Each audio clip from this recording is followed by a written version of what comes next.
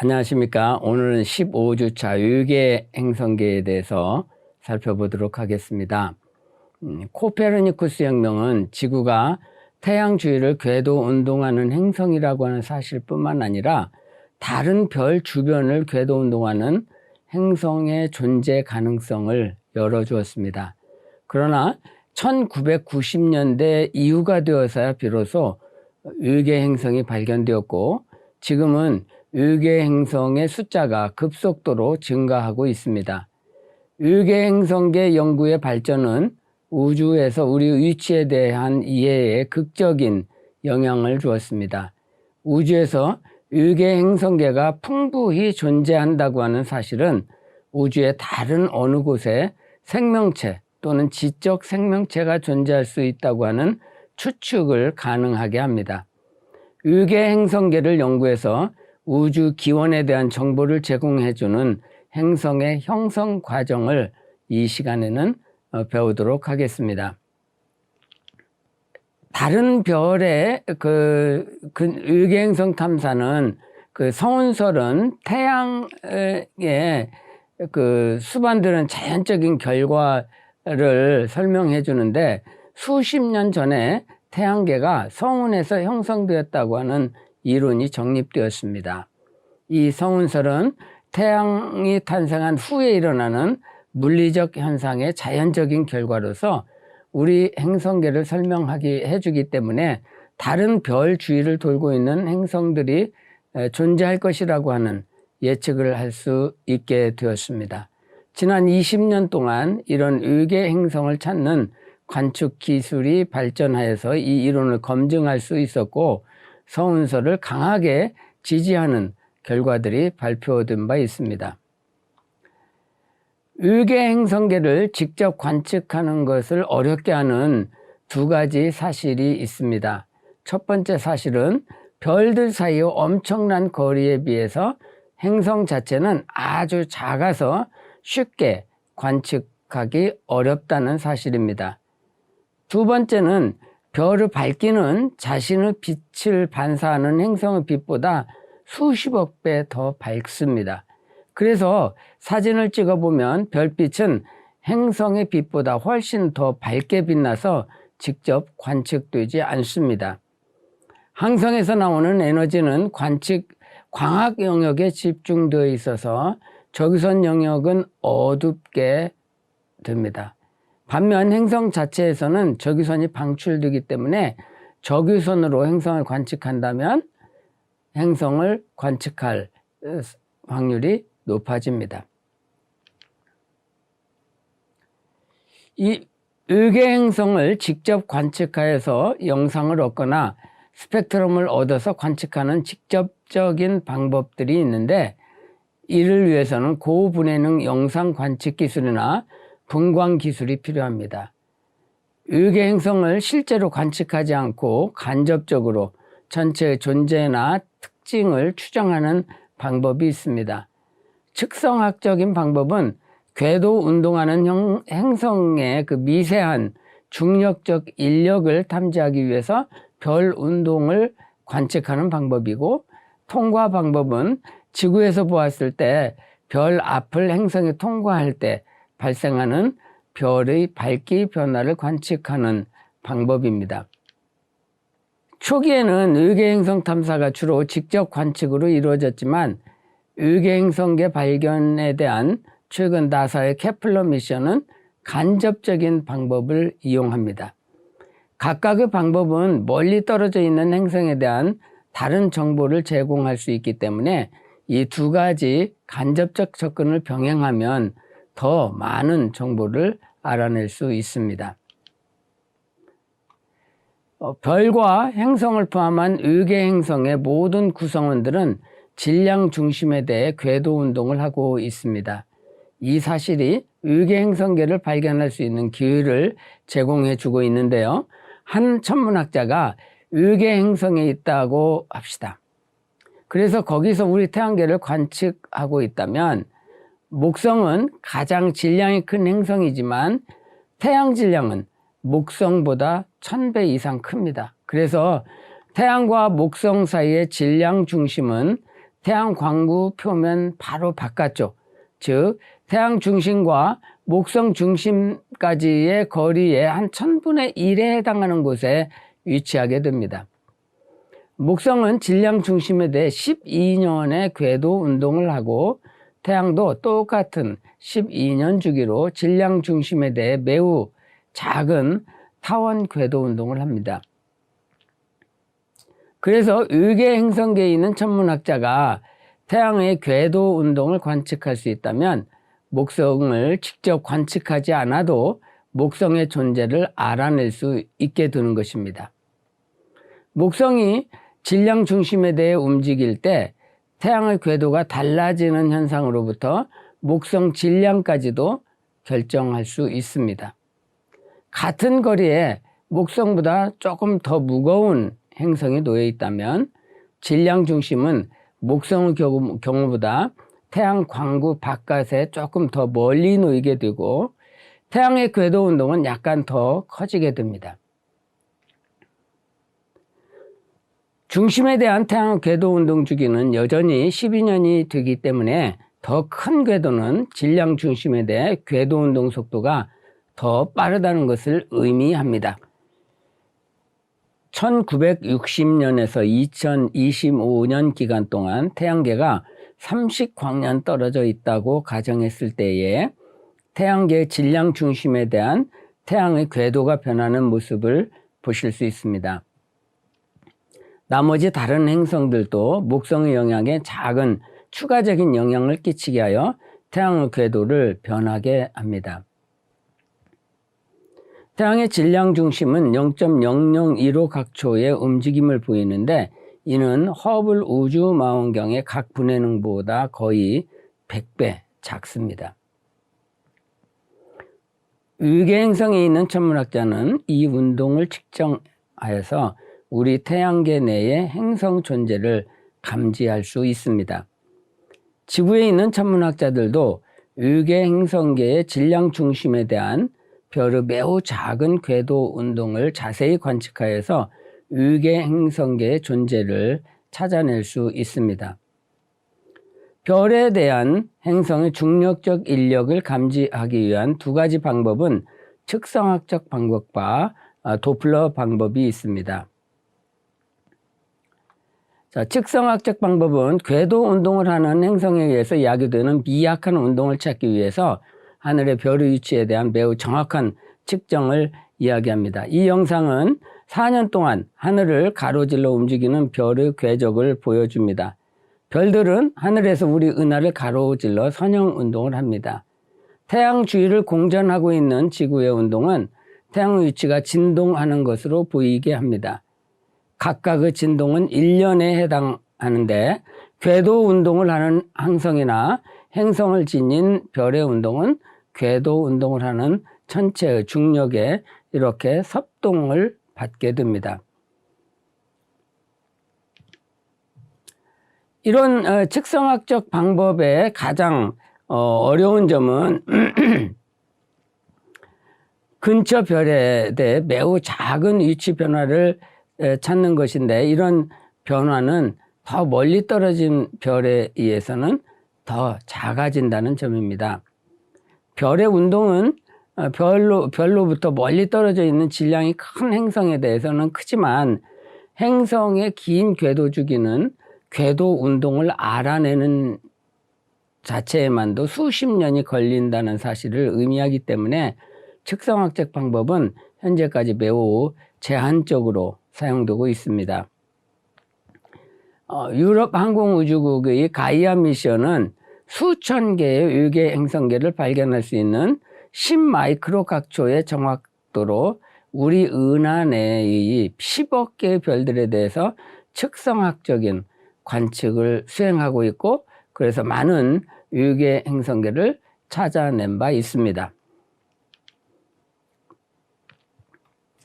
외계 행성은 별의 스펙트럼에 나타나는 도플러 이동의 변화를 찾아서 질량 중심에 대한 별의 궤도 운동을 찾아내는 방법으로 발견될 수 있습니다.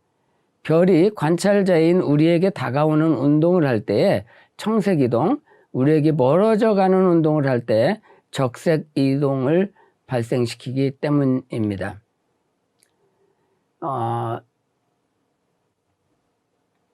이 태양과 같은 별 주변을 돌고 있는 첫 번째 외계 행성의 발견은 1995년에 50일 페가시였습니다. 행성의 궤도 주기는 약 4일로 관측되었습니다.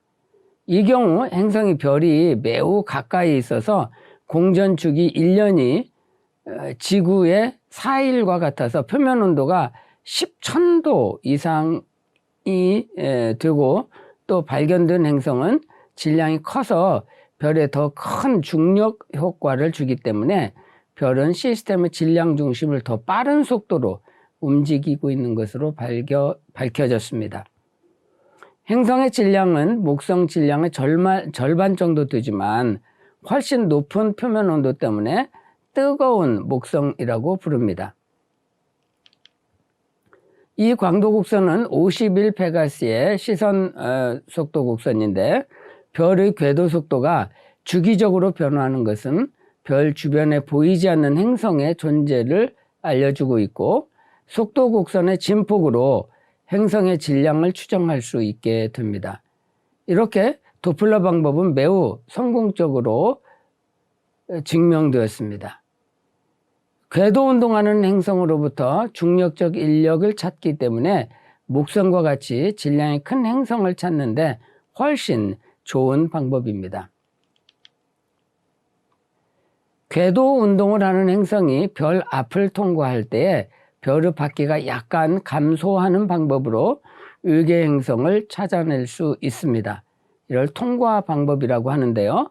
행성을 지닌 많은 별의 약 1%가 별에서 이런 행성의 통과 현상을 일으키는 것으로 밝혀졌고, 이때 별의 바퀴가 약간 감소하는 딥 현상이 일시적으로 일어나게 됩니다. 큰 행성일수록 발생하는 어두워짐은 더 커집니다. 그림의 오른쪽 광도 곡선에서 보는 것처럼 통과하는 행성은 행성이 별 뒤로 움직일 때도 식 현상이 관측되기도 합니다. 행성은 시스템의 광학 영역보다 적유선 영역에 더 크게 기여하기 때문에 식 관측은 적유선 영역에서 쉽게 수행될 수 있습니다. 이 통과 방법으로 외계 행성을 찾으려면 여러 번의 주기 기간에 걸쳐서 관측된 광도 곡선을 분석해야 합니다. 대부분의 별들은 자체 밝기 변화를 보여주기 때문에 같은 행성이 각 궤도의 같은 시간에 별 앞을 지나가면서 일으키는 디프가 규칙적인 주기로 반복되면 외계 행성을 발견한 것으로 판정합니다. 통과 주기는 행성의 궤도 주기가 행성에 의한 것이라고 결론 짓기 전에 지구와 같은 궤도에 있는 행성을 감시하는 3년을 의미하는 최소한 3회의 통과 반복을 관측한 후에 결정하게 됩니다. 통과 방법은 작은 망원경으로도 관측되기도 하지만 대다수의 통과 방법에 의한 외계 행성 발견은 2009년부터 2013년까지의 케플러 미션에 의해서 이루어졌습니다. 매 30분 간격으로 밝기를 측정하여 케플러 위성은 15만 개의 별들에 대해서 통과를 감시하였습니다. 케플러의 처음 22개월 관측에 의한 자료를 기초로 해서 2013년 중반까지의 모든 자료가 분석되었는데, 지구처럼 작은 행성들이 수십여 개의 무리를 지어 있는 그런 외계 행성계들을 발견하였고, 2,700개의 행성 후보들이 궤도 운동을 하고 있는 2,000개의 별들을 동정해냈습니다. 케플러가 3회 통과를 관측했다 할지라도 도플러 방법 같은 후속 관측에 의해서 외계 행성으로 확정될 때까지는 후보라고 부릅니다. 식을 일으키는 행성을 제외한 후보들도 사실 물리적으로 의미를 지니고 있을 가능성이 존재하기 때문에 통계적으로 후보의 최소한 90%가 실제 외계 행성으로 판명될 수 있을 것으로 예측됩니다. 이 외계 행성 탐사의 요약을 이 그림에서 볼 수 있는데요. 외계 행성 탐사 연구는 가장 빠르게 성장하고 매우 흥미로운 천문학 분야입니다. 이 첫 번째 행성 발견 이후 약 20여 년 동안 수천 개의 외계 행성이 발견되었습니다. 외계 행성 탐사 기술을 요약해 보면 첫 번째 방법은 중력의 비틀거림을 관측하는 방법입니다. 별과 동반된 행성이 상호 질량 중심을 궤도 운동하므로 별의 작은 궤도 운동을 관측해서 행성을 탐색할 수 있습니다. 별의 궤도 주기는 행성의 궤도 주기와 같고 별의 궤도 속도는 행성의 궤도 거리와 질량에 따라서 결정됩니다. 중력적 비틀거림은 도플러 방법이나 측성학적 방법으로 찾아냅니다. 통과 방법은 행성의 궤도면이 우리의 시선 방향에 놓여 있다면 행성이 별 앞을 통과할 때 별의 밝기가 감소하는 것을 관측하여서 외계 행성을 찾아내는 방법입니다. 적외선 관측을 해보면 행성의 적외선 밝기 기여 부분이 별에 의해서 차단되는 식이 일어나면서 적외선 밝기가 감소하는 것을 관측하여서 외계 행성을 찾아내기도 합니다. 직접적인 방법은 원칙적으로 외계 행성을 연구할 수 있는 가장 좋은 방법입니다.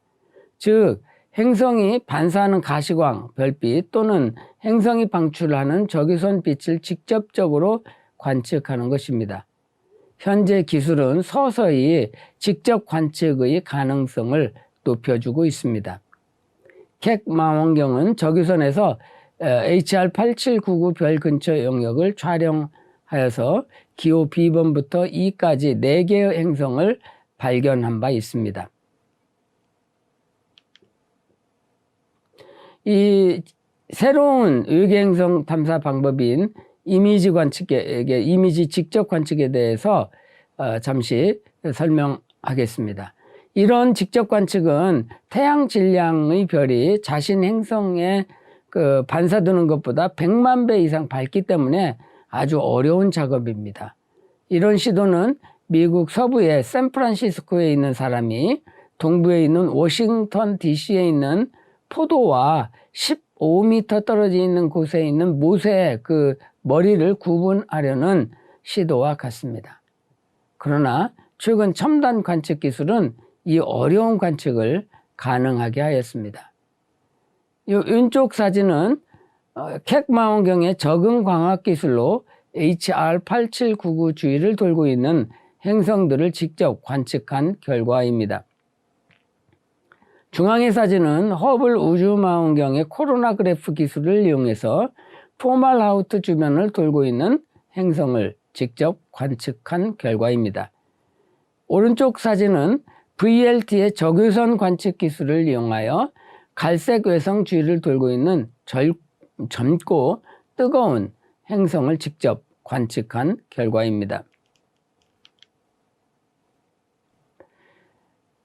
적외선 관측 기술로 항성 주변의 티끌 원반 관측을 통해서 외계 행성계를 발견할 수 있습니다. 티끌 원반 속에는 현재 생성되고 있거나 이미 형성된 행성들이 들어있는 것으로 알려져 있습니다. 왼쪽 사진은 유럽 남부 천문대에서 찍은 베타 픽토리스의 적외선 사진입니다. 원반 내에 둘러싸여 있는 부분에 목성형 행성이 존재하고 있음을 알려주고 있습니다. 오른쪽 사진은 허블 우주망원경이 찍은 HR4796A의 적외선 사진입니다. 항성에서 나오는 밝은 빛을 차단하니 항성 주위를 감싸고 있는 원반 티끌 고리가 선명하게 관측되고 있는 것을 볼 수 있습니다. 중력 렌즈는 다른 별이 한 별의 앞을 통과하여 빛을 휘어지게 할 때에 별빛이 일시적으로 증폭되는 현상인데, 이 현상을 관측하여 수십 개의 의계 행성들이 발견되고 지금도 많이 관측되고 있습니다. 하지만 미시 중력 렌즈를 위한 특별한 정렬이 필요한 일회성 이벤트에서 확정 또는 후속 관측에 대한 기회가 없다는 것이 단점입니다. 의계 행성계는 흔하게 존재하는 현상일까요? 지금까지 점검된 행성 10개 중 1개 정도가 행성들을 지니고 있는 것으로 밝혀졌습니다. 나머지 행성들은 현재 기술로서는 관측할 수 없는 더 작은 행성들을 지니고 있는 것 같습니다. 케플러 위성의 관측 결과를 바탕으로 볼 때 의계 행성계는 우주에서 일반적으로 존재한다고 추측되고 있습니다. 의계 행성의 연구는 이제 시작입니다. 현재 관측적인 한계를 염두에 두고 의계 행성 발견들의 기인에서 보면 거의 모든 행성들은 행성을 지니고 있는 것 같습니다. 의계 행성계 중에서 적어도 5%는 지구형 행성을 지니고 있고 우리 은하에도 수천만 개의 의계 행성계가 존재하고 있습니다. 그런데 우리 태양계가 전형적인 행성계의 모습이라고 이야기하기에는 아직 이릅니다. 왜냐하면 우리 태양계와 아주 다른 다양한 행성계가 존재하기 때문입니다. 뜨거운 목성이 발견되고 항성에서 멀리 떨어져 있는 큰 행성들이 발견되고 물의 행성이 발견되고 슈퍼지구가 발견되었고 20률이 큰 궤도를 지닌 행성들과 2개 태양을 지닌 행성들도 발견되고 있어서 이런 현상들은 우리 태양계의 모습에서는 아주 이례적인 것이기 때문에 또 다른 설명이 필요합니다. 이렇듯 의계 행성계의 연구는 지금 빠르게 발전하고 있습니다. 이 시간에는 의계 행성을 어떻게 탐사하는지 여러 가지 방법들에서 대해서 살펴보았습니다.